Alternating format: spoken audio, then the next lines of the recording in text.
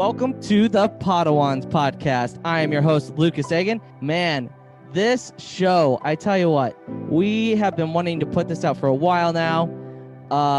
This podcast, what is it going to be about, you think? It's going to be about all things Star Wars, but mainly it's going to be a deep dive of the Star Wars, the Clone Wars. And let's just get into it. Episode 1. Hello, everybody. Welcome to the first official live episode of the Padawans podcast. I am your host, Luke, and my new up-and-coming co-host for the time being, Char J. Hello, everyone. Welcome in. I'm glad to be here, and I'm so excited that Luke chose me, of all people, to come and join him on his podcast. So I really appreciate it. Thank you for having me on. Yeah, absolutely. I couldn't think of anybody better. We vibe. We do everything pretty well, and we're already doing the trivia. First is Elenus. Hi. We have some exciting news. We have a new co-host joining us for the Padawans podcast. Ladies and gentlemen, let's introduce our new co-host, Hereth Productions. It's official. Officially, we are now a triad. 50 episodes. Can you believe it's been 50 episodes?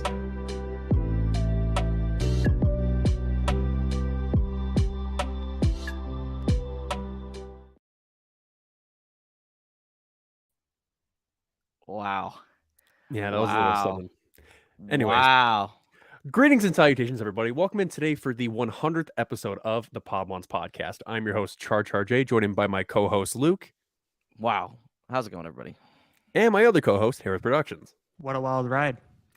Hope everyone's having a fantastic Thursday night. Today we're going to be covering Season 3, Episode 18 and 19 of Star Wars Rebels, a.k.a. Secret Cargo for Episode 18, and Double Agent Droid for Episode 19. We're going to be diving into Mon Mothma, the creation of the rebellion, essentially. A lot of Governor Price and a lot of just wild goose chases with the rebellion and the Empire. But we got two guests on today to talk about this episode. Luke, Hereth, we ready to go? Yes. Let's dive in. The Jedi Knights are all but destroyed, and yet your task is not complete, Inquisitor. The Emperor has foreseen a new threat rising against him. The Padawans Podcast. And we are back. All right, so we have one returner, and then we have one newbie for the Padawans podcast, and mainly Padawans in general. We'll bring the newcomer. We'll bring in the returner first. So, what? I was just waiting for you to go. Okay, you like paused. I was like, well, okay. Well, I was trying to see which one we're bringing in. Okay, so the first we'll bring the returner. They've been on many episodes of the Padawans podcast. And most notably, they are one half of the Stark sisters, with them and Bale. So let's bring in Kels at Sansa Stark or Sansa Skywalker. Oh man, 100 episodes and this man screws up on a guest name. Fine. Hey, yeah, don't worry. I messed up on the other Wedge fan's name not too long ago. Yeah. Oh man. Hey, yeah, I called him Chase, not a Kyber. Don't worry about it.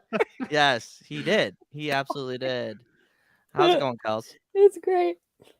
Ready to talk some Wedge and some Mommy Mothma? So true. Oh God. My hand's gripping. So as you can tell, so she has a signed copy of, or I'm sorry, they have a signed copy of Aftermath by Dennis Lawson, and what is it? You also have. Is that a Hera too? Oh, that's not a Hera. That kind of looks like a Hera for a bit. And then I got Kels that card about when did I get you that card? About what? December? 5-6 months ago? Yeah. Something like that. Because I was talking to you one time. I was on like this huge card craze, and I reached out to you. I was like, hey, do you maybe want this card? Because I have a lot of autographs. And I happened to come across that at a store. So I got you that, and I know that you would love it. So yes, and I do. Hence why you still have it. And then I got Kel my copy of Aftermath, which was the first edition. I had to transport that all the way to London. Is that the hardcover? Yeah. And now it's super exclusive because Dennis has touched it and signed it in front of me and bantered with me while he signed it. I still think I made that up. That doesn't feel real. You know what would be cool, Kels, if you happen to get Greg Grunberg to sign it too. I want to. I want to work. Yeah. The actor for Snap Waxley. Yeah. Because I know he's read these for sure. Dennis has mixed reports. He told Carter he read them, but then when I gave it to him, he's like, "I've never seen this book in my life," and I was like, "You go, man." Carter usually makes stuff up anyways. So why are we surprised? He is the local NPC of the Pablo's podcast. But anyway, Kels, where can the good people find you on social media? Well, since you butchered it, Yes, correct me. the good people can find me on TikTok at Discount Sounds of Stark and on Instagram and Twitter at Sounds of Skywalkers, and also on my podcast, The Queer Ascendancy. Yes. We'll post eventually. Taking a little bit of a hiatus. We were gonna record last week, but because they're NYC and was in fire flames. Oh yeah, that's right. Yeah. My co-host could not breathe, so we did not record. Yeah, you kind of need to breathe. And now we're in smoke, and now we're Smokyville over here. So I'm not. Well, that's because I'm farther north than you. So yes, that's true. You're closer to Canada, so Mhm. rip me Kels. and my Rip. lungs. All right, thanks for coming on, Kels. Always a pleasure to have you on. I know. All right, Char. All right, thank you for coming on. And our second guest is a newcomer to the Podwans podcast. Luke has been in close touch with him, and we're finally all going to be able to meet him today. He is a comic book writer. He came out 3 months ago with The Days, which the Podwans is actually briefly mentioned at the very beginning of the book. And he's coming out soon with At the End and Tritones. Let's bring in Tommy Stella. You mean Stella, Tommy? Hey guys, how you doing? Good. How are you, Tommy? I'm doing great. I'm feeling the love. I feel like I'm getting in between something a little bit right now, but I think I'm really excited to be here. Really. Yeah. Your green screens have been changing like every 10 minutes. My what? No, I yeah. know what Your you're talking background. I don't know what you're talking about, Char. I don't know what you're talking about. That's my room. Yeah. I don't know what you're talking about, man. I don't know. My There's no thing is- doors. I just live. Nothing. My thing is, Tommy, how did you know? How did you know that me and Alanis were gonna do that as like a couple's cosplay? That was written in the stars. Did you really introduce her on the first thing as Alanis? Yes. Yeah. Ooh, and it worked out. Yeah. Yeah, I know, right? Oh, there was a whole montage where. Oh, I have a montage of it. For like our 12-hour stream, Hereth literally picked up on like every single time I said her name wrong, and it was for at least a good 3 Oh, months. that's really good. It's I hilarious. know, right? It's hilarious. It is great. It is great. But Tommy, where can the good people follow you? On I guess Twitter is probably the main one. It's just my name, Tommy, and then whatever those I think it's called an underscore. The little Oh yeah. underscore Stella. Gang? The algorithm's been throwing me out there recently. You'll see me if you go on Twitter. I'll pop up eventually. It's really scary. Or you never go away. That's Yeah. I mean, I tweet a lot, so it's my fault. But the algorithm these days is just like 15-year-olds have got to see this one. This is a good tweet. We're gonna really ruin your day in a second. Hold on. My favorite one was just Flesh. Oh yeah. I don't know how that one took off. I'm muting this because I'm tired of seeing the word flesh in my notifications. Oh, jeez. Yeah, no, that was a weird day. No, it's never a dull moment with Tommy on Twitter. Like if it's one thing that's pretty consistent with Tommy, it's nubs. Like it's just nub. It's nubs and then Drippy McCool. Droopy. I mean, but question, Tommy. Okay. Mm-hmm. So you just finished. How long? So we're gonna talk about The Days a little bit. That's what's out now. If you're a comic book reader, definitely go read it. I'll tell my story a little bit about getting it. With some sex. Yeah. Someone screenshot this. Yeah, somebody clip that, please. So, Tommy, we officially met at Star Wars Celebration this year. You gave me the comic. Alanis and I both read it. Alanis. Yeah. Alanis. But so I will tell the story real briefly. So I was in bed and I was reading it, and I got to a certain part, and I'm not going to spoil it because it's very, very deep. Yeah. But when you hit that, like, I don't think I've ever cried at a comic book ever. Not a single one in my entire life. Really? And you managed cried to of do that. Vader 2020? Let me get a compliment right now. Hold on. Sorry. No, but and I was able to, like, through the whole comic, it's just I love the way you are able to have, like, such a heavy thing as grief and having to deal with the death of a loved one, and you do it perfectly. How long did it? What was the process of this whole thing? When you first started? Ooh, the struggle is talking about this without spoilers, because the thing that you're alluding to is kind of the thing that when I realized it, I was like, oh, that's the story.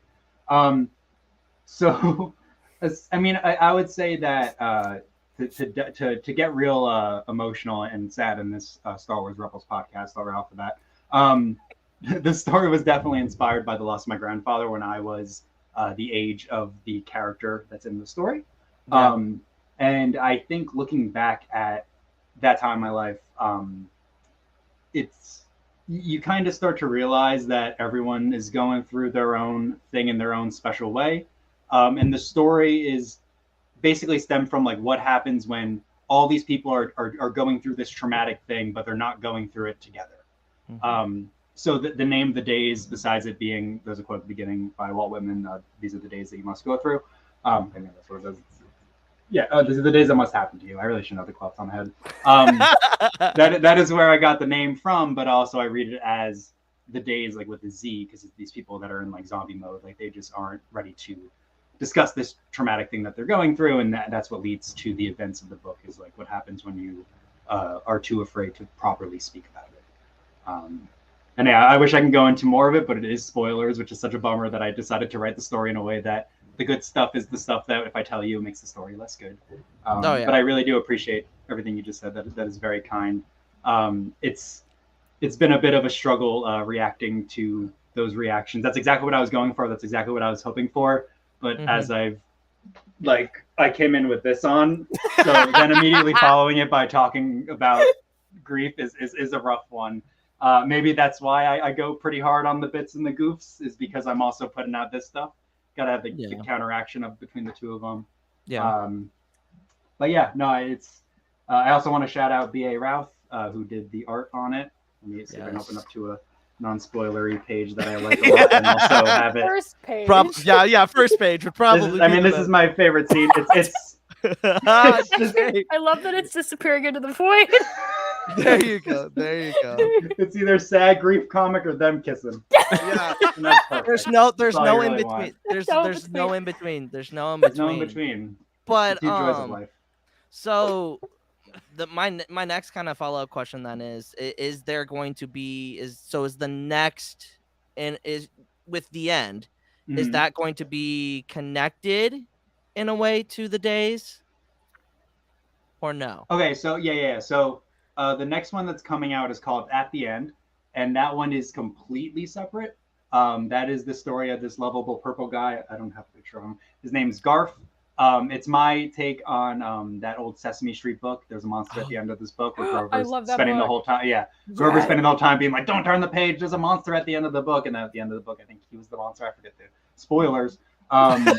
So that's my take on it. But instead of there's a monster at the end of the book, the narrator exclaims that Garf is going to die at the end of the book. So the whole comic is him trying to stop you from turning the page. Yeah, and it's been a lot of fun because everyone's telling me not to kill Garf, and that's part of the whole seriously. Story. My God, Tommy, it's part of the story.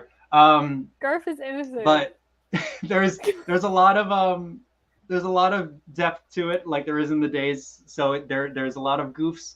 There's a couple jokes in it that are my favorite thing I've ever written. There's a Tom Hanks cameo that goes on for quite a bit. I don't know if I can legally include him, but I did. We'll see how that goes. And then the artist on it, Jen McMullins, she used to, this is kind of a spoiler, but you guys get the scoop. Congrats. She used to work for Thomas Kincaid Studios, which if you're aware is like very fancy, like they sell to Disney as like their high art, like big landscapes, like pastels. It looks like these beautiful, beautiful paintings. So she's very good at that style. So I had her drawing cartoonish Garth in the white void to kind of build up the goof levels. And then this is the kind of spoilery thing is that there later on in the comic, there are Thomas Kincaid level, possibly she describes it as even more better, intense levels of art later on in it. That I'm very excited. She sent it to me earlier this week. It's all I've thought about this whole week, and I'm very excited for everyone to see it. Huge spoiler for what the story actually is. Even me saying it, it's kind of a spoiler, but and I mean I'm not Star Wars. I don't care if you guys find out what the actual plot is, but it lessens the impact, and I really want that impact there. So I'm very excited. That one's going to be fantastic. And then to answer your question from before, our other comic Tritones is not a continuation of the days, but it's with BA again, and that's kind of a it's kind of like our Twilight Zone, where they're all anthology, but like kind of the same themes, where all the themes are basically like Twilight Zone, but focusing on like the everyday kind of horrors that we face that are like pretty realistic, but doing it in like kind of a weird surreal way.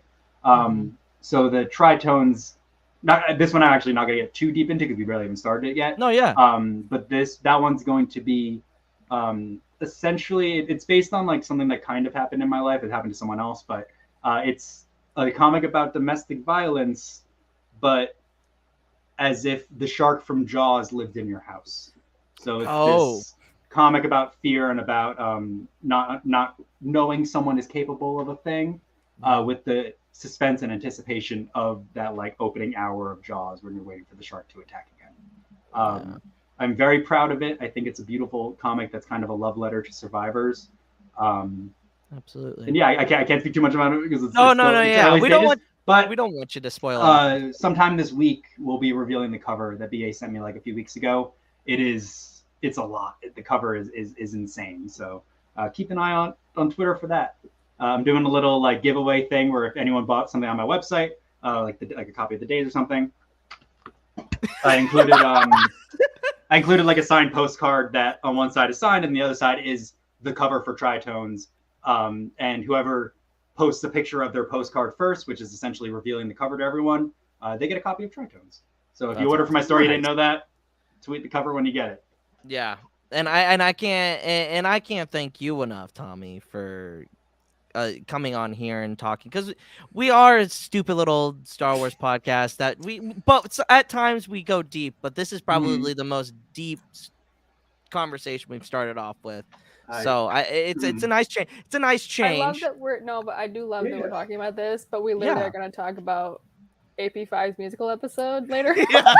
I was gonna say, I love how we kept joking about like the tonal whiplash of Tommy's comic with the background, but it's like the same thing with the episode. Like you're getting this very serious Mon Mothma episode, then just going to AP5 and Chopper just fucking around. And Wedge getting bullied by everyone. But yeah, so that's a little bit about Tommy. Thanks for sharing, Tommy. Thanks for sharing everything. Guys, Chopper's crazy, right? Yeah. That's rude. I'm not gonna acknowledge that. But anyway, but we're gonna get into the story for both Secret Cargo and Double Agent Droid.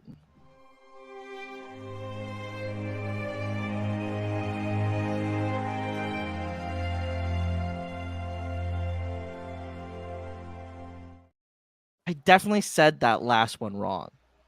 I'm pretty sure it's double droid agent, right? No, it's double agent. It's double agent droid. Okay, I was right. Sorry. Okay, no need to worry. Anyway. All right. So the first question is going to be from Secret Cargo. So basically, a little bit of synopsis. This is the Mon Mothma episode. We get Yes, or Mommy Mothma. Mommy milk. Mommy what? Mommy milkers. Oh, all right. We are Oh. off to a great start here. Very nice. All right. So the Ghost Crew with Ezra, Zeb, and Hera and Chopper are all sent to meet up with a secret cargo. They're waiting there. There's a warhead protocol droid, not protocol droid. Probe droid. Probe droid. Yes, thank you, Kels. Thank you. I'm struggling through this. I always struggle through them. So they get spotted. They try to shoot it down. They end up shooting it down with the help of Green Squadron. Gold Squadron. It's Gold Squadron. Either one. Get your colors right. I know. Nah, I'm not gonna touch that. It's almost like it's a reference to A New Hope. Anyway, yeah. Oh, that's probably one of Char's 3 interesting facts. Ooh. It's Nope. not. Nope. Dang it. I always fail at knew guessing it. that. So basically they're supposed to meet up with the cargo. They won't tell the Rebels crew who or what they are, like what the cargo is. They get attacked. Long and behold, here comes Mon Mothma, who they were talking about earlier. She had openly spoke out against the Emperor and finally put her foot down. The Empire's after her. They have this whole montage where they take out the Empire. Mon montage. Thank you, Tommy. Thank you, Tommy. That's all I'm gonna say for the next 20 minutes. Yes. And then they go into hyperspace. They go into Dantooine. She does this huge speech, and the whole Rebel Alliance shows up, and that's the end of that episode. My question is for the story of this episode. It's going to be, obviously, we're going to base it around Mon Mothma. So in Secret Cargo, we see Mon Mothma after she has publicly announced that she is leaving the Imperial Senate and is stepping up in the rebellion publicly. How does her publicly standing up to the Emperor change the game for the rebellion as we know it? They now have a famous spokesperson that actually has a lot of leverage and control over everything and has a lot of intel. So they're now actually a group instead of this little tiny band of rebels just kind of going off. But now they actually have this big person as a spokesperson. They're like, oh, we actually might have a semi chance here and make an actual difference and ruin the Empire's and kick the Empire's ass a little bit. No, yeah. They got their mom. They got their mom. Plus Hera. Now they have 2 moms. Yeah, I was going to say, there's 2 moms. It's kind of like Jedi Adventures and Nubs. Yeah. They don't have Nora yet, so they don't have 3 moms yet, but almost. Can you move me? Can you move me to Nubs? I made it 20 minutes before mentioning Nora. Be proud of me. There you go. Tommy's There you go. Tommy's got Nubs. Here he is. Oh man, this is going so well. No, what you exactly said was right, Kels. Because if you think about it, there wasn't legitimate. There were rumors of rebellion, but there was never legitimacy It was of just it. small acts of rebellion across the galaxy. Yes, which is going to tie into Hereth's question later down the line. With a certain show that connects really well to Rebels. Breaking Bad. Yeah, definitely. Yeah, and right. Better Call Saul. Yeah, the intercharacter between Breaking Bad and Better Call Saul. And guess what, Tommy? We got Rian Johnson. That's right. That's right. Everybody's favorite Star Wars director. And Breaking Bad director. Yeah, which didn't he get a start at Breaking Bad?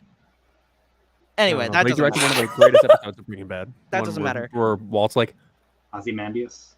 and then he falls. Yes, yeah. But Tommy, what are your thoughts on Mommy Mothma and her kind of sticking it to the to the Empire? I think it's good. This show, this episode is kind of like the blueprint for just everything Andor was, and I mean that in a good way. That's not like they're like, oh, Andor's lazy, which some people would come to that conclusion.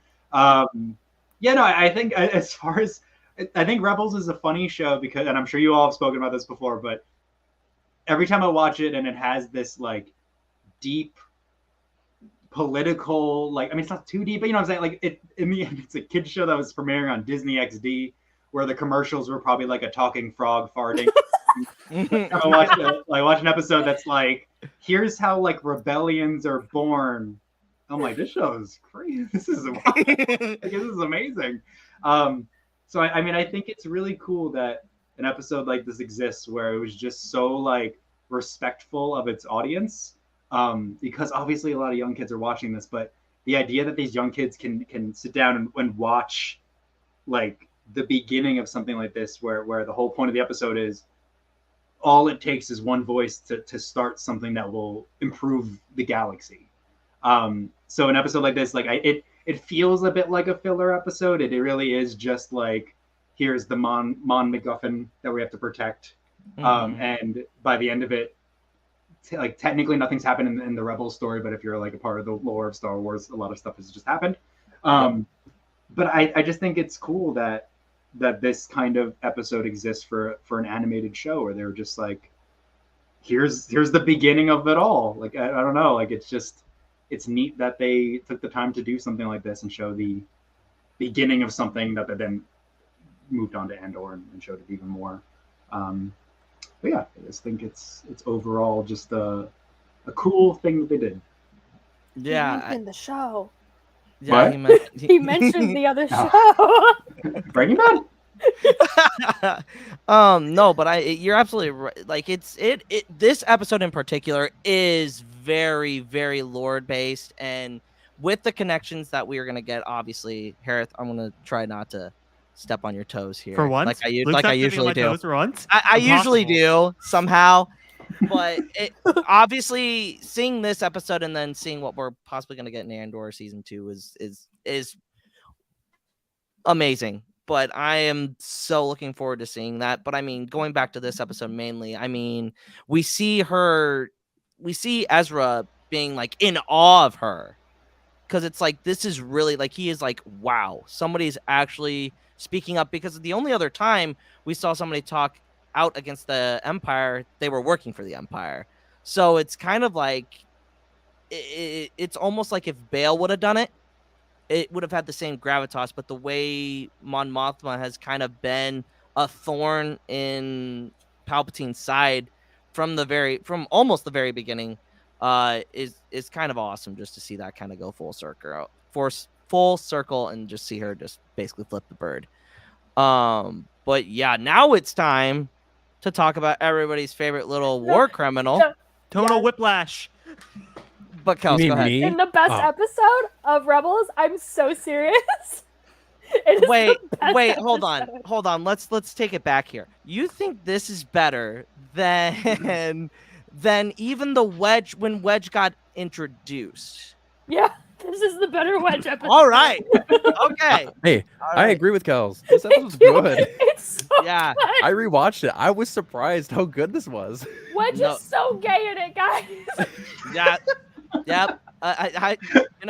Hey, I totally agree with that. I could see it. Mans was eyeing Ezra the entire time. Look, Freddie just got really interested in Star Wars, you know? Oh my god.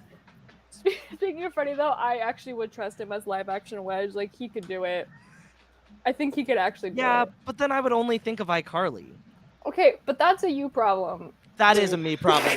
There's a lot of problems that I have that are me problems, Kels. I think we all know this. Oh my God, Tommy. Hey, don't acknowledge. That's just his background, man. That's what I had to use the bathroom, guys. Don't look at me. Don't look at me. The refresher. Don't look at Is me. Wedge. Eyes now. up, eyes up. There's nothing going on here. So speaking of perspective, just right. So speaking of Double Agent Droid, little synopsis. Again, the Rebels crew sends out Wedge, AP5, and Chopper. Best trio. No, yeah, I mean, well, okay, so you know how Chris has that like trio question? That's the best trio in Rebels. Trio. That's the best trio. And I think it's so funny because Zeb and Ezra are like laughing at each other, being like, "Why did they?" Everyone's making fun of Wedge this episode. Yes, the entire time.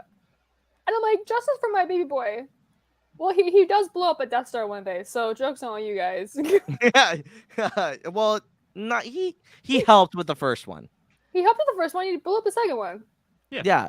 So he's That's blown two. up 2. Well, he blew up a Death Star.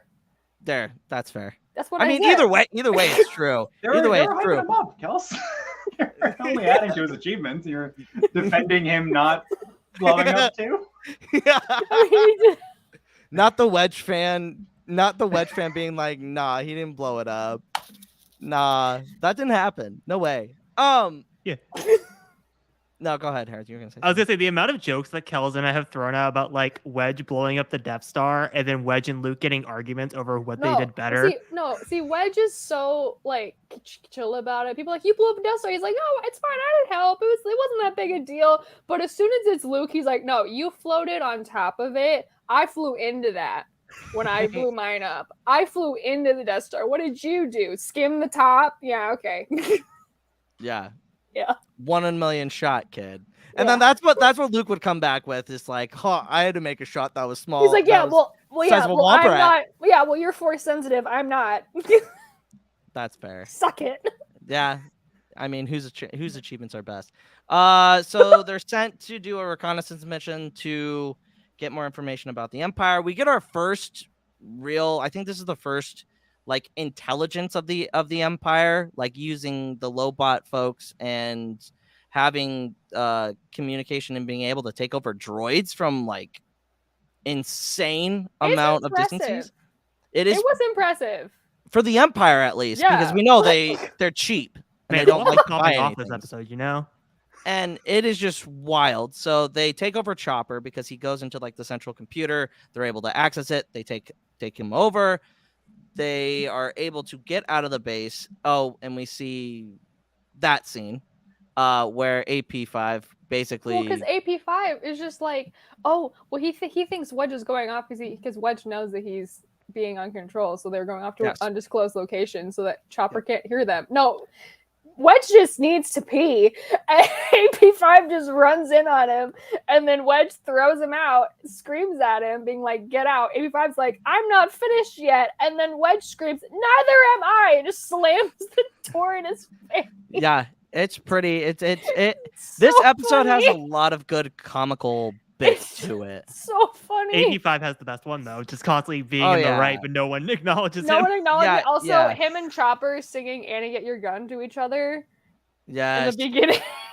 Yep. That's when I knew this episode was gonna be really good. The first time I saw the show, I was like, "Oh, they're singing "Annie, Get Your Gun." This is let's go. And I mean, so Chopper goes back with AP5 and Wedge. He's obviously taken over. They go to the main computer, the main hyperdrive coordinates for the Rebel base. They start downloading things. Hereth gets the jump off on it, and not before Chopper goes completely AWOL and pushes AP5 out into space. And we get the singing montage. Yes, we get the singing montage, which is very iconic. So good. And Hereth basically gets a hold of Chop. I don't exactly how to explain it, but she basically sends a power surge to the source that it's coming from, and they blow up the ship. Which she has a very sexy mother moment. Yes, she does. Don't mess with my droid. That's Hera moment.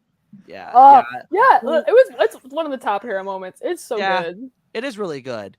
But the way Ezra's like, I've never seen her like this. And Ezra's just like, huh? And Wedge is just like staring at Ezra the entire time, like, hi, person that I think is gay. Yeah. We should make out.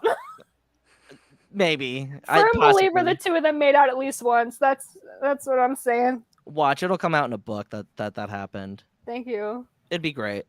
But now to my question. How does Chopper's vulnerability to the Empire infiltration and manipulation contribute to the tension that we see in this episode? And how does it highlight the ongoing challenges and dangers the rebellion faces against the Empire?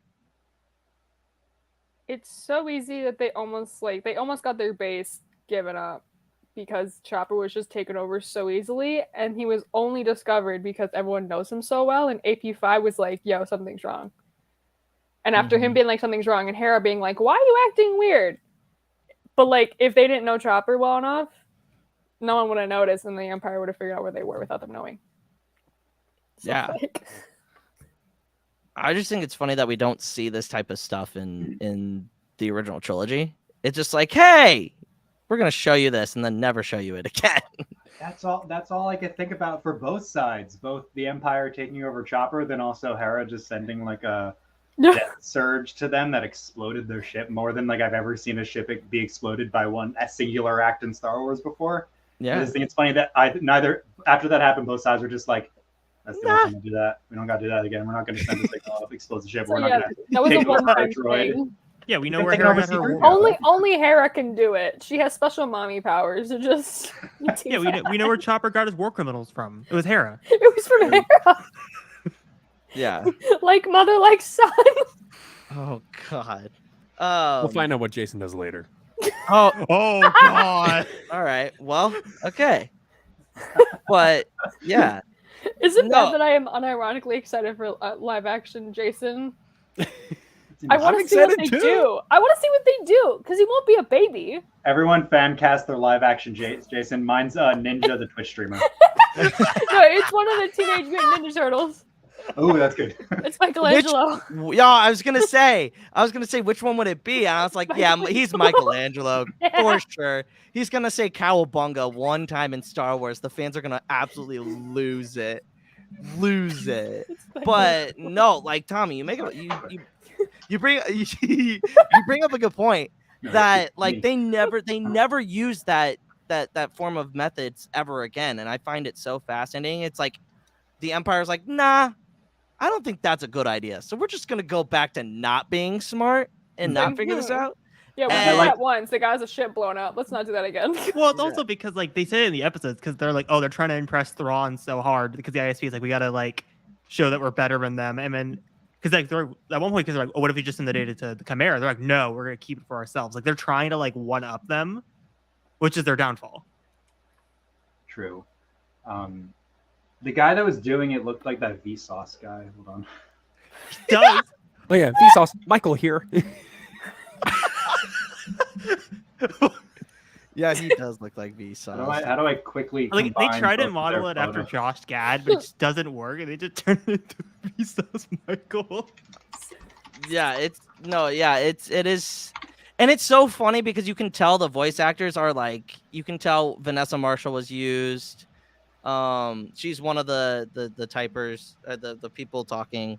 But like, I just love how they never use that again. They're just like, screw this shit. Like, we saw this earlier. No way are we doing it again. Like, not a chance. And like Kels said, it's funny that if it was literally any other droid, it would have worked. It If would it was have R2, worked. it would have worked. Oh, yep. Yep. Yeah, absolutely. That's scary how accurate. It's the same guy. Just put like It's gotta be a Lobot band on it and it works. Yeah, we What? can, give me like 8 What? seconds. Keep talking. But no, it is hilarious. This episode is, it's low key it's not a, it's so interesting how people use filler. I don't trust people who say it's a bad episode and that they don't Yeah. like it. Because honestly, okay, but look at the 2 episodes it's in between. It's in between like the Secret Cargo and then Twin Suns. Yeah. You needed that. We needed this little break of fun and Mhm. shenanigans and some character development for people before we got dove right into Twin Suns. Before we got Kenobi. Yeah.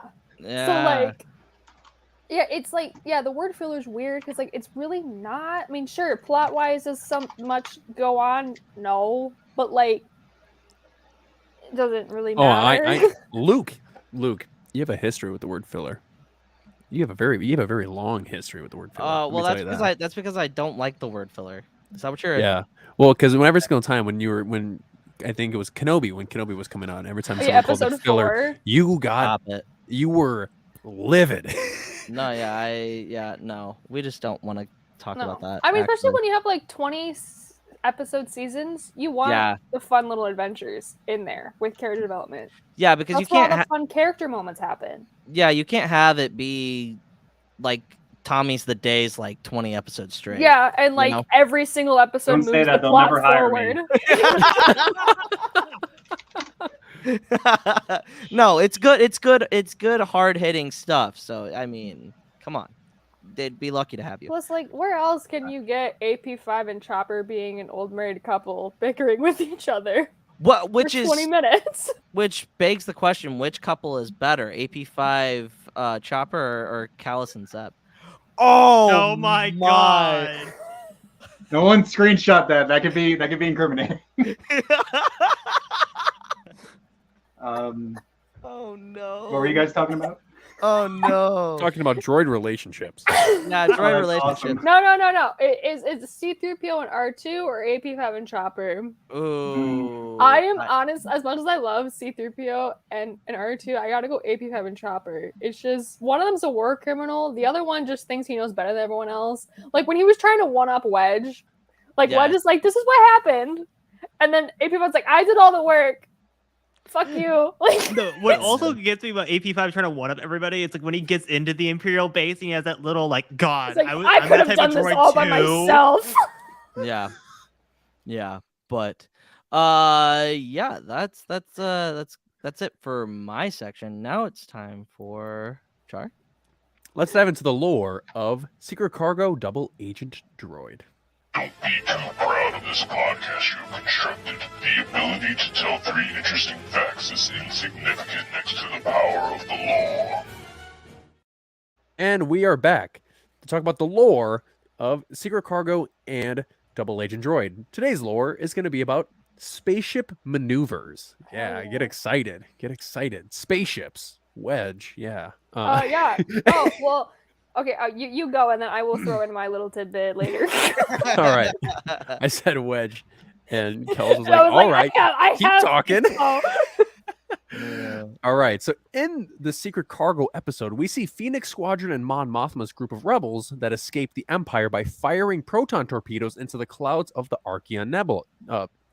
Nebula of the Archean Nebula. Also, Hera being able to pilot the Ghost while on the brink of incineration. In Star Wars, we see and read some crazy piloting techniques that stand out from your average pilot. Some examples: the Holdo maneuver in The Last Jedi, Han Solo's Needles stunt in Solo: A Star Wars Story, the great hyperspace disaster caused by the Nihil in Light of the Jedi, Poe Dameron lightspeed skipping in The Rise of Skywalker, Luthen Rail's laser spin from his ship, and many more. Wedge Antilles. Wedge Antilles. Yeah, that's it. But he did a cool barrel roll once. Wedge Antilles taking out the North Tower of the Death Star 2. Yeah. But I want to ask all of you, what is your favorite piloting stunt or maneuver in Star Wars, and why? Ooh. I can only do a joke answer. I'm so sorry. And I think Family Guy beat me to it. I'm sure everyone saw Maggie's answer coming. Yes. Yep. The tech turn. Tokyo Drift. No, that is a good one though. Good. I just like any time that they say like, "Oh, here we go," and then they kind of just move to the side a little bit. Already, but that really I do this every time. Weirdly enough, I was watching 50 Shades of Grey for the first time recently, and that exact thing happens during like the romantic helicopter scene. And that's all I could think about. He goes, "Hold on tight," and then it just cuts to the helicopter moving slowly to the left, like a little bit.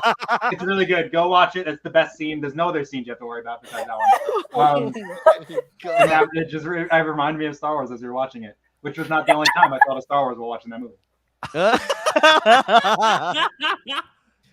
All right. So tell me, what's your favorite piloting? What's your favorite piloting maneuver? My favorite Star Wars piloting maneuver is the helicopter scene in the 50 Shades of Grey. Who else got an answer? The only answer. That's correct. He got the canon answer. Okay. Yeah. Oh my god. Oh my god. Yeah, Kenny in the chat, Poe just being a maverick when he first seen him in The Force Awakens. Oh my god, him on Takodana when he took out 9 consecutive TIE fighters. Yeah. There's a chat. Yeah. There's a chat.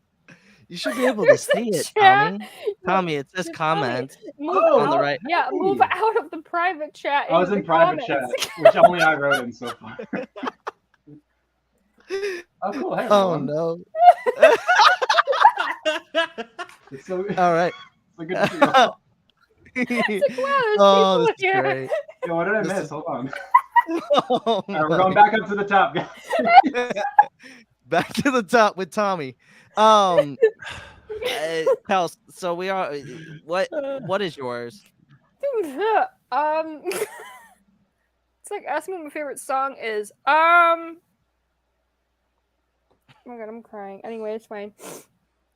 No, okay. Well, slight side thing. When you mentioned like continuity, not when you mentioned like Y wings earlier in like Secret Cargo. Yeah. Wedge's. My god, I got something.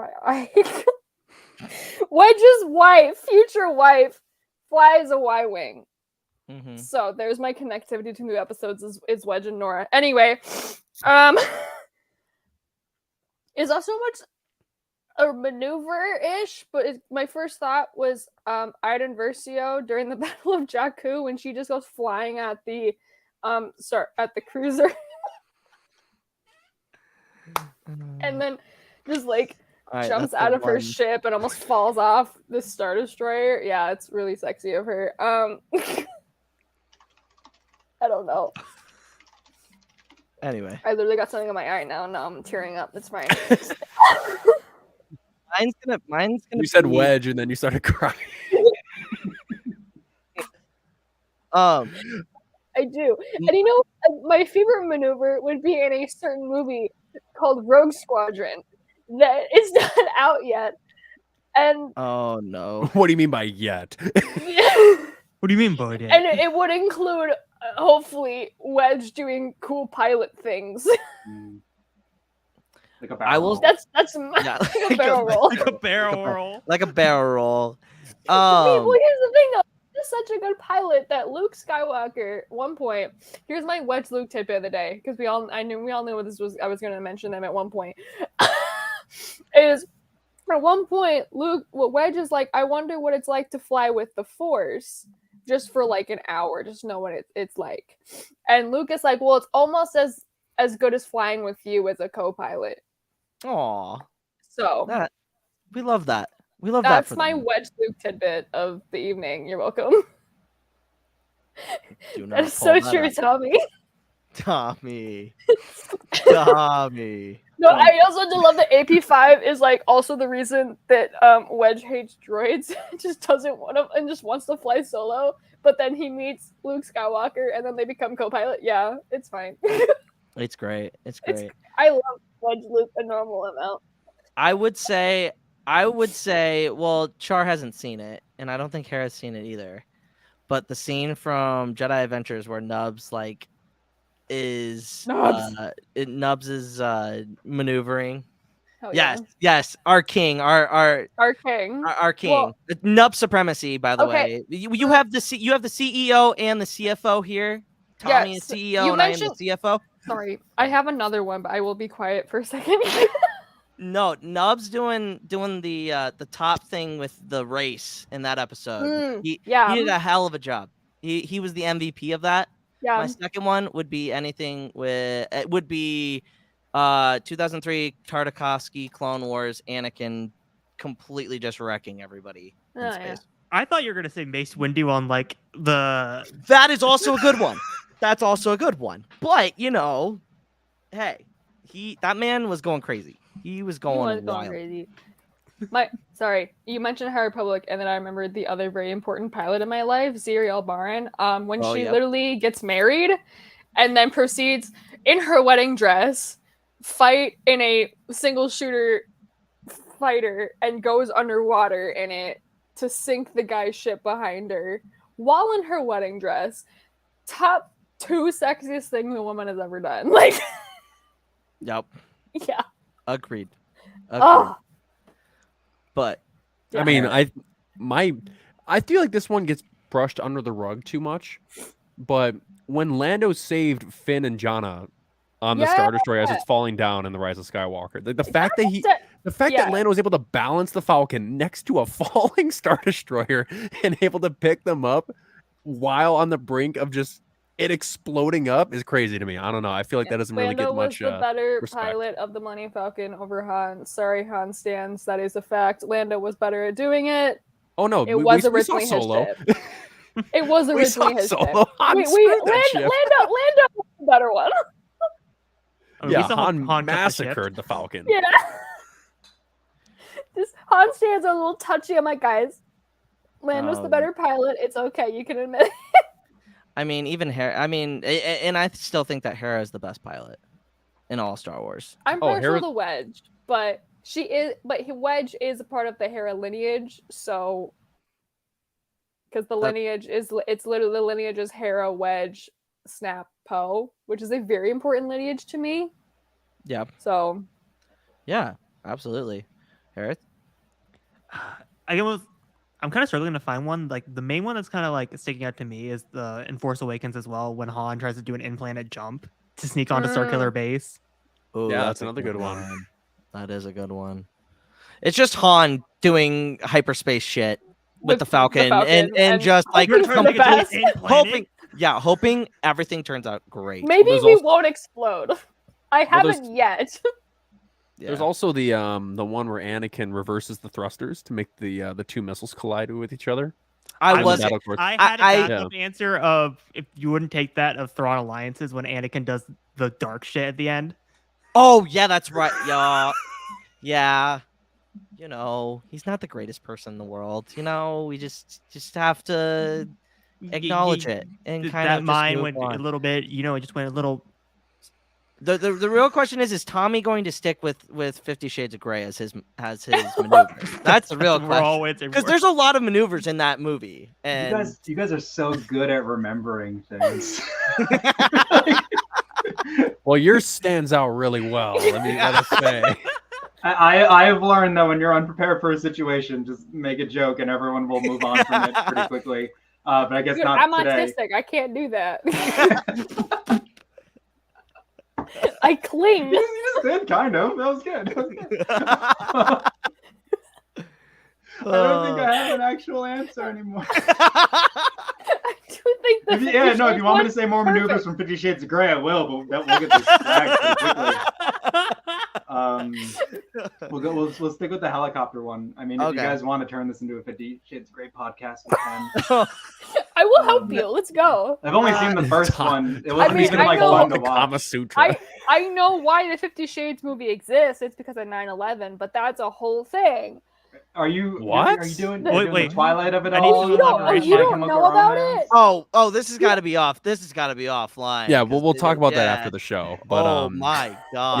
Yeah, with 9/11's there is a 50 Shades exists. Yeah, we'll talk about that once the show. I was gonna say, I also love how we were focusing so hard on Tommy's 50 Shades of Grey joke. We completely jumped over the other joke he made about the maneuver in New Hope with Han just going slightly to the left. Oh yeah. No, that was. That one's a good one too, though. That was Family Guy made that joke in like 2008, so we can't linger on it for too long. But what was it? What was it on? Part of the Blue Harvest. Yeah, right? yeah. I mean, it was classic early 2000s humor where they lingered on it for like a really long time, where they just kept saying, he's like, "Watch out, I'm gonna make a move" or something like that, and then the ship just goes a little bit this way, and they're like, "You just listed lazily to the left," and he's like, "Ah, no, I'm gonna do it again." Like it was. Everyone go watch it. Turn off the podcast. Go watch that instead. It's really funny. I love Family Guy. Well, Chaco wants to know about my 9/11 fun fact. Yeah, hey, Chaco. Maybe we'll find out later. We just send him the StreamYard link. Yeah. He gets. All right. Without further ado, that is it for my section of today's episode. Wait, well, I want to know what Char wanted. What's your favorite?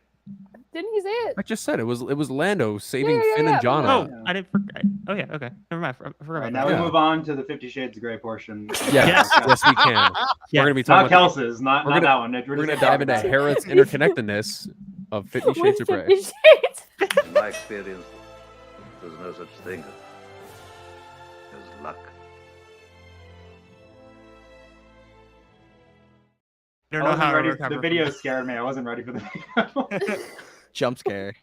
It was funny. So I was texting Luke because again, habit of making sure we don't clash, and I go, Luke goes, "Hey, what do you got for Secret Agent Droid?" I go, "Nothing," and he's like, "Oh, got it."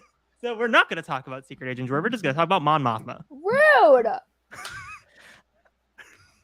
Kels, at least I came up with a question. Hey, what can I say? I tried, okay? I'm offended. You really done messed up, Hereth. I'm sorry.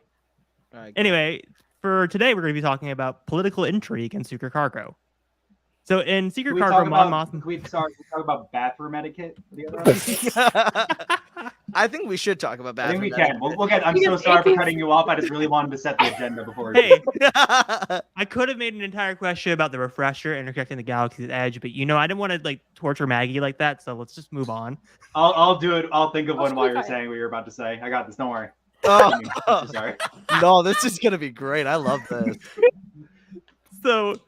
Okay, let's talk about political intrigue in Secret Cargo. So Mon Mothma comes to the realization that she cannot win the fight within the Senate. So how does this pivotal moment in Secret Cargo directly connect to the political intrigue depicted in Andor, where Mon Mothma is constantly compelled to conceal her true allegiances to the rebellion? Back in my master's program for English. Oh my god. That was a lot of big words. Can you repeat the question? That was impressive. All right, can you transcribe that for us? That's our first repeat. Reveal Mon Mothma. Political intrigue Andor with her hiding the rebellion. There you go. Kels, can you lead with this one? I see you're itching now. Well, all I know about is Mon Mothma in Andor is a lot different because she's sexy. Yes. Well, and also Genevieve O'Reilly is voices her in. Her voice is also up there sexy. As well. Yes. Yes. Also, Hereth in the chat. Oh. I just want to know: does she divorce Perrin before she outs? I hope so. Palpatine. Yeah. That's what I want to know. I wouldn't be surprised if they do that in season 2. Yeah. Well, because, okay, I don't know if... okay, well, it was leaked, like, several months ago. But there is that photo of, like, her and Cassian running on, we think, Chandrilla. I'm assuming. So I'm wondering if, like... Or it could be Coruscant. So what I'm wondering is, like, maybe that scene with her and Cassian running is him getting her out of Coruscant. And he's the one that gets her out of Coruscant and to... where we see her in Rebels. Ooh, yeah. I hope it's filmed like a rom-com. Like he grabs her head, come on, and then it like that is a good alternative rock song. That is a good segue into my second question because I do talk about that. So, in the act of the Rebel cells in Secret Cargo showcases Mon Mothma's leadership and her role of building a stronger resistance against the Empire. How does this crucial event in Secret Cargo contribute to the events leading up to Rogue One and shed light on the rebellion's strategies and resilience? How might the successful alliance formation foreshadow significant storylines that are coming up in Andor Season 2? That's a good question. That's really good. Nice. Holy shit, what? My brain just went Cassian Fulcrum. Yeah. No. I feel like we're on like Hot Ones, but in Star Wars. Yeah, you're just like, here's long words, and I'm like... Well... Like, do you have a montage of people being confused by your questions, but like enthusiastically in a positive way? Like, whoa, wow. I think we need to. I think this is going to be the first one. This is going to be the first montage. You guys are going to make me run over to Star Wars theories, where his deepest questions are like, what kind of meat do you think they eat in Star Wars? Like, oh, I think the big bird ones. Wait, why is meat in Star Wars? Or why are bricks? Or why shouldn't it be Nerf? Oh my! But I'm gonna respond to Hereth's question. So it's funny because when you see Mon Mothma right now uniting all the rebel cells across the galaxy, it's interesting because when you get to Rogue One, and then you get all of these different former senators that are all surrounding this table, agreeing and disagreeing with Jyn Erso about going to Scarif. Because they're like, is this worth it? There's no hard, concrete evidence as to will this stop the Death Star. So to see that Mon Mothma is in control of everything, but to have all of these different leaders come together and have opposing opinions, because at this very point, you see Bail Organa listening to her transmission. You see Commander Sato listening too. So, like all these people just watching her speak. It's very it connects really well with Rogue One because when they're on Yavin and they're all planning on going to Scarif with Merrick and Radis, it's like I say we fight, and because like it's a whole like democracy now. It's not just about like taking down the Empire. Now they have structure, they have a military, they have leaders. It's a huge growth point because this is only 2 years before A New Hope and 2 years before Rogue One. So they developed quickly within that time frame. Yeah, and then like what Kels is saying with the whole like how it could lead into Andor season 2. Like I know as soon as Andor season 1 wrapped, Luke's first words out of his mouth was, "We're gonna see what happened in Rebel season 3." But from Mon Mothma's point of view, and also the fact that Genevieve O'Reilly is the voice actress for Mon Mothma, also kind of pushes that a little bit further. Of like, oh yeah, this is definitely a possibility because of the whole every arc it jumps a year type structure that Andor season 2 is gonna have. Like I'm sure we're gonna see it. Here's how we get Wedge Antilles in Andor season 2. Yep. This is how we Good. win. So, good.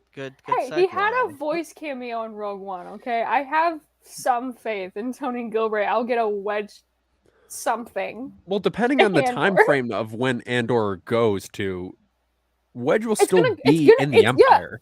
Yeah. No, No, No, it's every arc's a year. no, it leads up to the events of Rogue One. Yeah, it's gonna go straight. Like the And- last shot is going to be him either going to the planet that we see him start at in Rogue One. Or Well, the him first being season was dead. 5 BBY. That was when Rebels started. I know. Yeah. Well, yeah, but like And then it- getting closer, especially when Mon's joining the rebellion, because we'll definitely see Mon getting more involved with the rebellion. I feel like we'll get a Wedge crumb somewhere. This is me 'Cause- manifesting. I miss my boy. I'm trying to remember which episode was it where Wedge leaves the academy. Is it season? Is it Season like the end of 2. season 2? In season Season 3, three. episode 2, it three? 3. Yeah. It's the beginning of season 3. Is it really? Yeah. The beginning of season Yes. 3? Yeah. Okay. So it's likely that I remember it's because I was on the podcast for that episode. Yeah, it's that's right. likely that Wedge, if it just so happens to show the Imperial Academy in Andor, it's likely that he still might be an Imperial cadet. I'd lose my mind. I just want Wedge content at this point. I just want to see him. I miss him. She's been in this fight since 2014, Yeah. right? For You know Wedge who's also content. been in this fight for a while? Char. He's been in this fight for 2 years, along with the 3 interesting facts. Oh yeah, that's right. I know that segment. Why don't you go play that little thing that you got going on over here? The jump 3 scare. interesting facts about a certain Rebels arc that you didn't know about until now. Jump Kels just- scare. The jump scare. 3 interesting facts about a certain. Oh wow! Video game that went by really fast. All right. Part 39, Secret Cargo and Double Agent Droid Edition. Fact 1, backstory to a brief mention. Mon Mothma mentions a massacre on Gorman. The Gorman massacre as a concept dates back to 1990's Rebel Alliance sourcebook, where it was cited as an inciting incident of Imperial brutality that inspired rebellion. Fact 2, homage to George Lucas. The staff aboard the controller and their operations center was very much inspired by the soulless control room seen in George Lucas's first feature film, THX 1138. Fact 3, the lore master is here. Controller LT319 was designed to resemble Pablo Hidalgo, Lucasfilm's story group creator executive, who regularly fields fan questions on Rebels Recon. Hidalgo recorded the temp voice for the character, who was ultimately played by Josh Gad. And there you have it. Those are the 3 interesting facts about Secret Cargo and Double Agent Droid. Oh, are you talking about the guy that bodied or accidentally bodied Theory, and then he got really butthurt about it? Yes. Is that the guy? Oh, okay. Just making sure. Wait, are we talking about the Vsauce guy? That's supposed to look like Pablo? Yeah, Visas Michael's Pablo Hidalgo? Yeah, that's who it was Guess based so. on. Yeah. Can you guys Believe it or edit not. out the part where I put Vsauce on the screen? It's okay. Without The live the stream. comic cloud. Without the cloud on the side. Yeah. The I think Vsauce is really handsome and cool.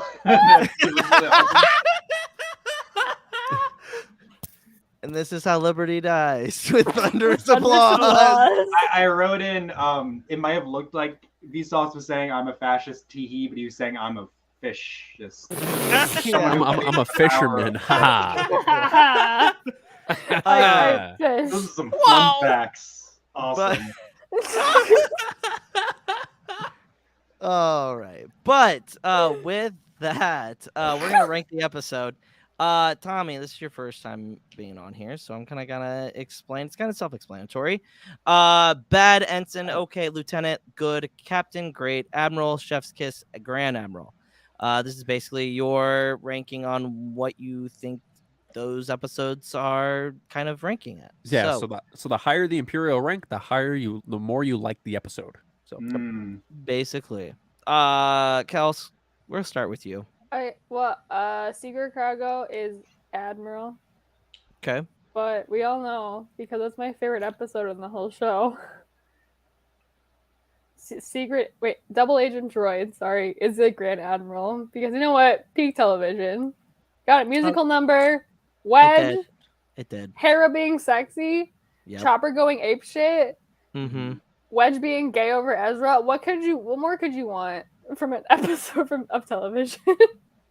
Yeah. Tommy? I'm gonna rip off Conan a little bit here. I give Secret Cargo like a Wedge barrel roll. It was pretty good, but I think Kels thinks it's better than it really was.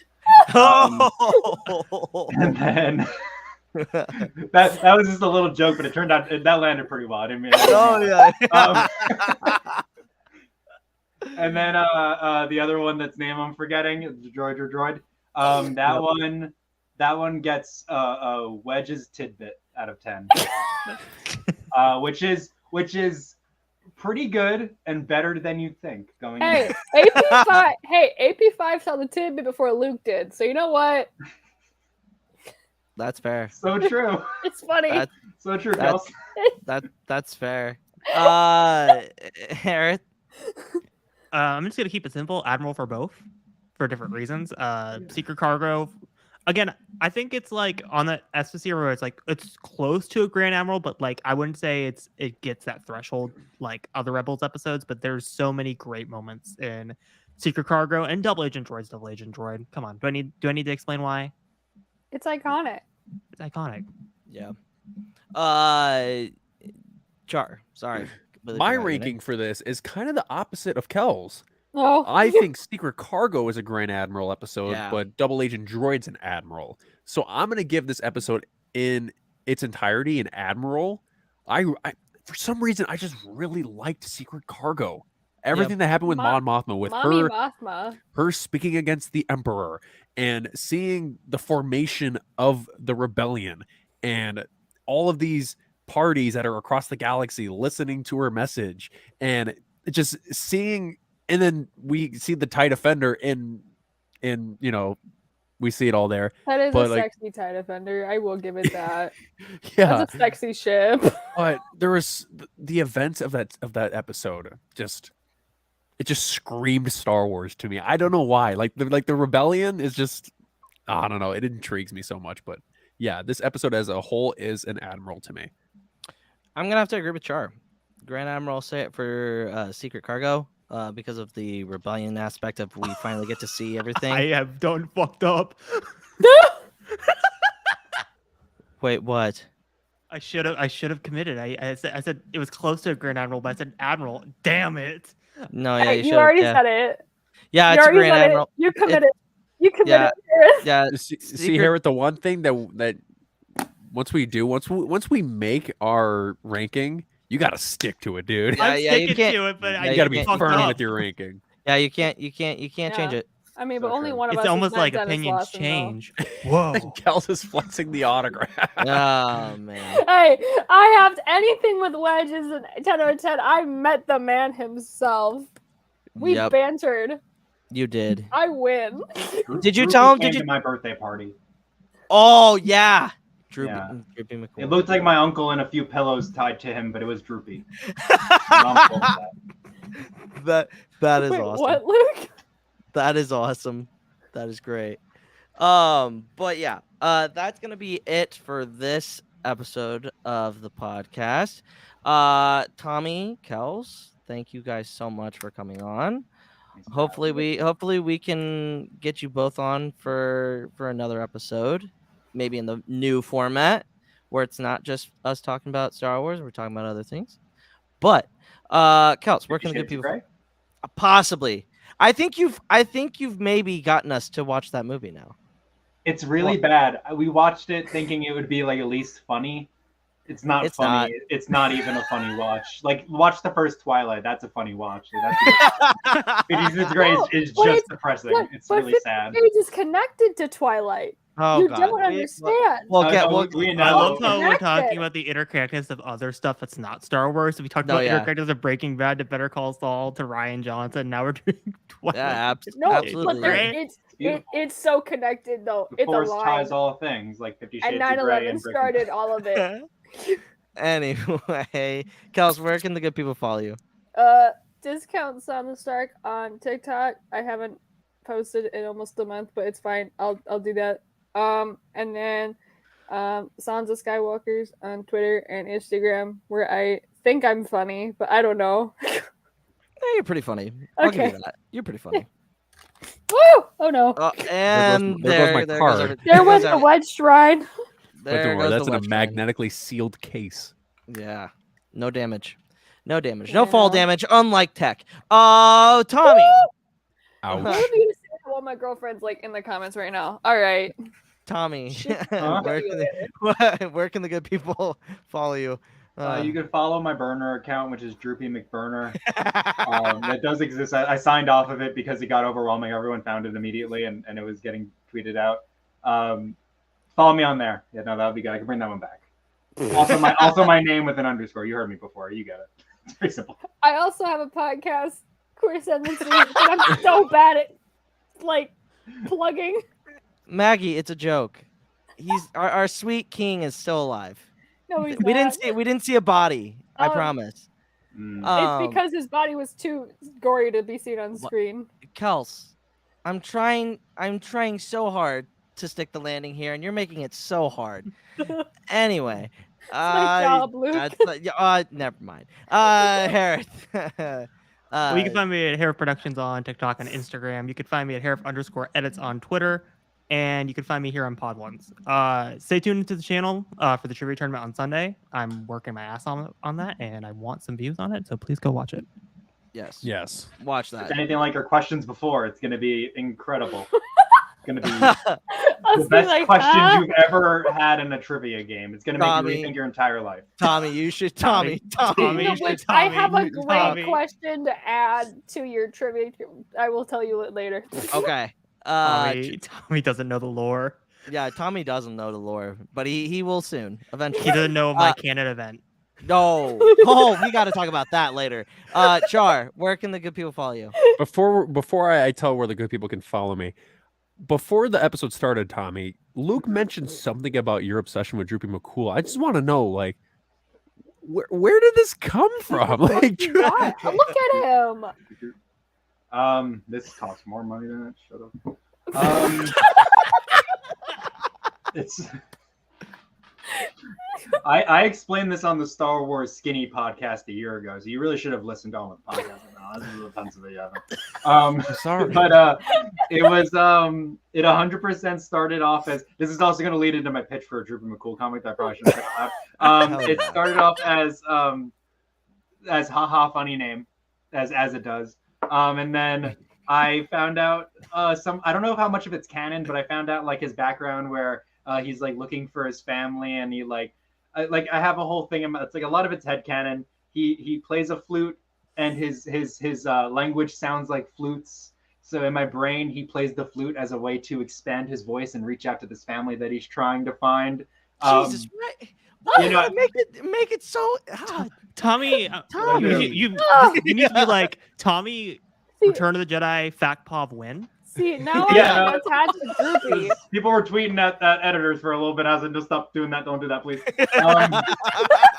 Well, I know only two major things about Droopy McCool. I mean, I know that his species is a Kittinak, but his stage name is Droopy McCool, but his real name is like impossible to pronounce. So that's why he just has his stage name. Yes.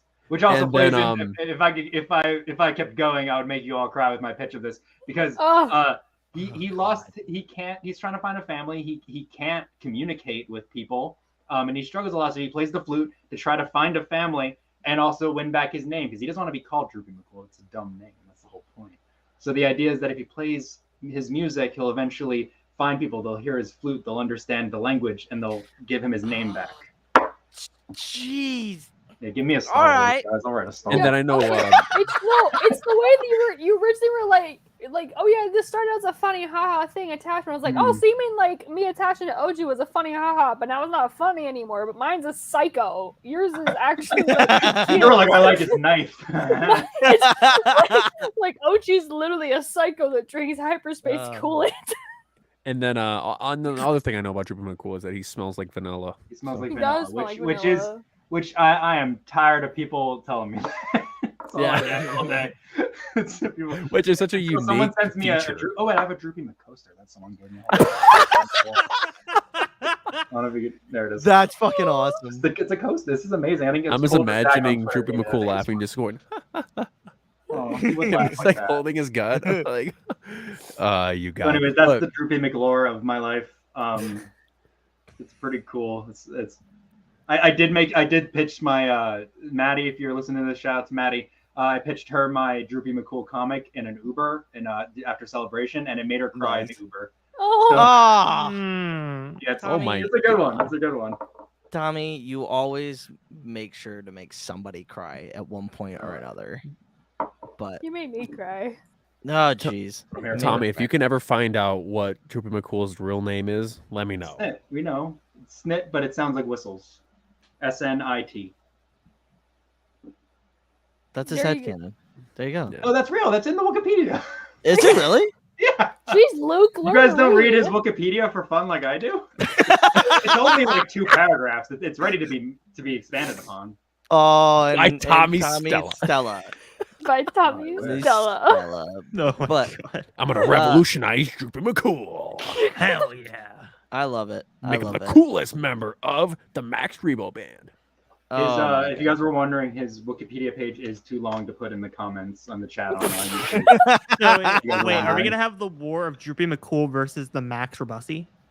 no. Oh! Tommy, Well, you do not no know. one wins that one. No, nobody wins that. Nobody wins the war. Everybody just loses. Hey, Luke, Everybody But loses. the We all get crushed under Robussi, the What? cheeks. the sexy Ask me that Robussi. Everybody gets crushed by the Sweet Jesus, we've derailed. Kenny, what's the derail counter at? I know that It doesn't. It doesn't matter at this point. We're probably the Char, same amount of episodes. Char, Um, where can the good people follow? Just you? call me Chair. Shut up. Chair. I'm in a chair. Yes. He- and he so are called all He of them. Chair. called his girlfriend Anus, so I mean, take what he's saying there. He calls Bucky Becky. Like, what does it do? Yes. All right, all right. That's alrighty then. But Luke, ask me the question. Yes, Where can the Chair. good people follow Yeah, you? where can they find you? Yeah, People Chair. can find me on TikTok, Twitter, and Instagram at CharCharJ, as spelled right here. And you can find me here at the Pod Ones podcast. Every Thursday night, we cover our Star Wars Rebels rewatch. Check us out next week as we cover the heavily anticipated episode, Season 3, Episode 20, Twin Sons. What are you And doing you down can- there? And you can find us at the Pod Ones on all social medias. If this is your first time, welcome. Like, comment, subscribe, hit that bell for notifications so that you never miss any of our content. Also, go to Tommy's shop so that you can buy the days and cry just like I did. Oh wait, hold Please. on. No one leave. I have to post the link. Yeah, Everyone- post the link. Give me money. Yeah, give Tommy Tommy money. all your money. Give Tommy all the monies. Give me money. All the monies. Not the derailment counter being offline because I'm here. Well, there you go. But that's gonna be it. Till next week. May the force be with you. Always. Always. Yeah. See you guys. Always.